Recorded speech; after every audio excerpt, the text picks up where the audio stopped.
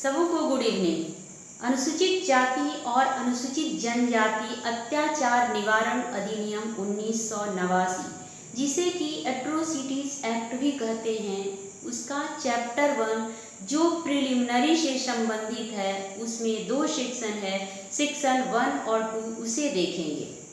यदि आप लोगों ने चैनल को सब्सक्राइब नहीं किया है तो सब्सक्राइब कर लें, ताकि आने वाला नोटिफिकेशन आप लोगों को मिलता रहे।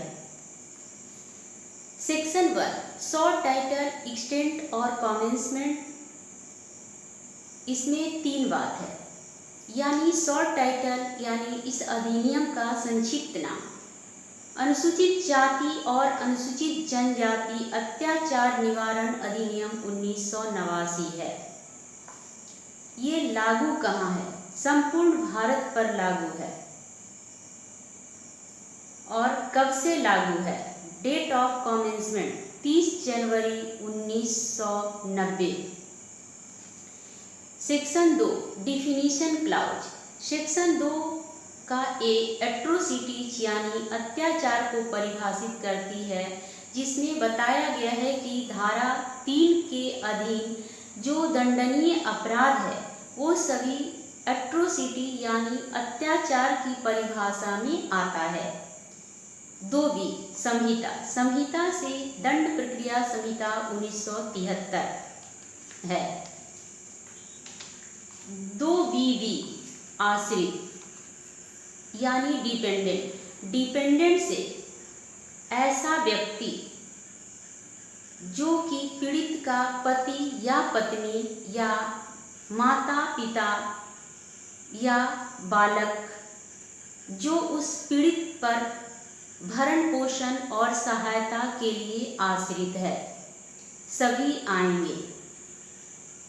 2BC आर्थिक बहिष्कार यानी इकोनॉमिक बायकॉट। आर्थिक बहिष्कार से तात्पर्य है कि यदि कोई व्यक्ति SC/ST व्यक्ति के साथ भाड़े पर कार्य करने के लिए तैयार होता है और बाद में उसे पता चलता है कि ये SC/ST समुदाय का है और वह उसके साथ कारोबार करने से इनकार करता है, तो ये आर्थिक बहिष्कार की श्रेणी में आएगा।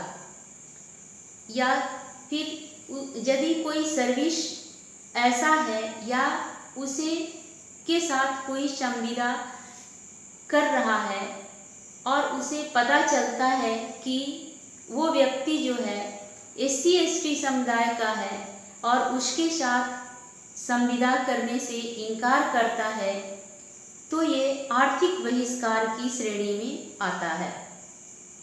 कोई व्यवसाय भी SC/ST समुदाय के साथ नहीं करना भी आर्थिक बहिष्कार की श्रेणी में आता है। अनन्य विशेष न्यायालय, exclusive special court. Exclusive special court से तात्पर्य धारा 14(1) के अधीन स्थापित न्यायालय। BE वन अधिकार, वन अधिकार से तात्पर्य है यानी ST समुदाय के जो व्यक्ति थे पहले वनों में ही अधिकतर जीवन यापन करते थे, इसीलिए ये वन अधिकार को संरक्षित किया गया है। हाथ से मैला उठाने वाले कर्मी B8 में परिभाषित किया गया है, यानी मैनुअल एक्सकैवेंजर।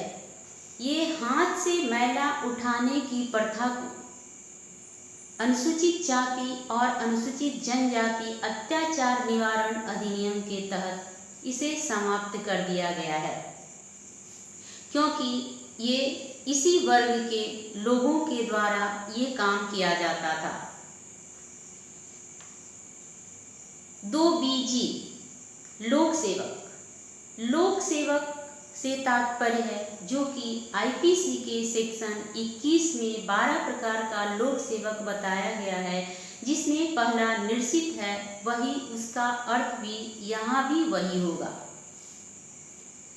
2C में अनुसूचित जाति और जनजाति का वही अर्थ बताया गया है जो संविधान के अनुच्छेद 366 के खंड 24 और 25 में परिभाषित किया गया है। 2D स्पेशल कोर्ट की बात करता है, यानी धारा 14 के तहत गठित न्यायालय जो कि सेशन न्यायालय होगा।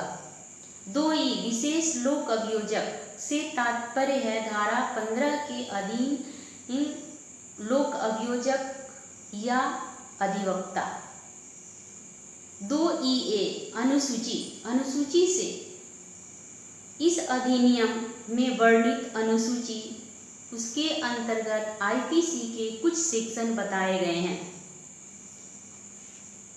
EB सामाजिक बहिष्कार सोशल बाइकॉट से रूढ़ी जन सेवा जिसे कि पहले की परंपरा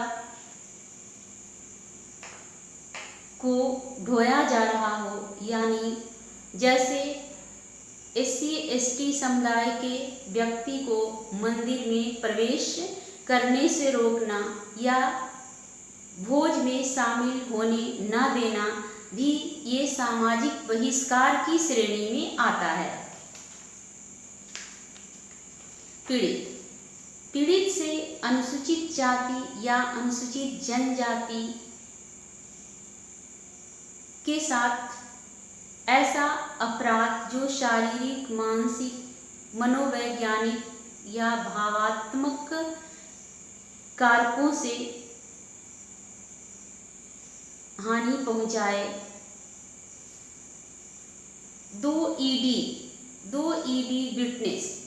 विटनेस से ऐसा व्यक्ति अभिप्रेत है जो कि SC/ST के तहत होने वाला अत्याचार के तथ्यों और परिस्थितियों से परिचित है, और वो तथ्य जो कि इन्वेस्टिगेशन, इंक्वायरी और ट्रायल के प्रयोजन के लिए आवश्यक है।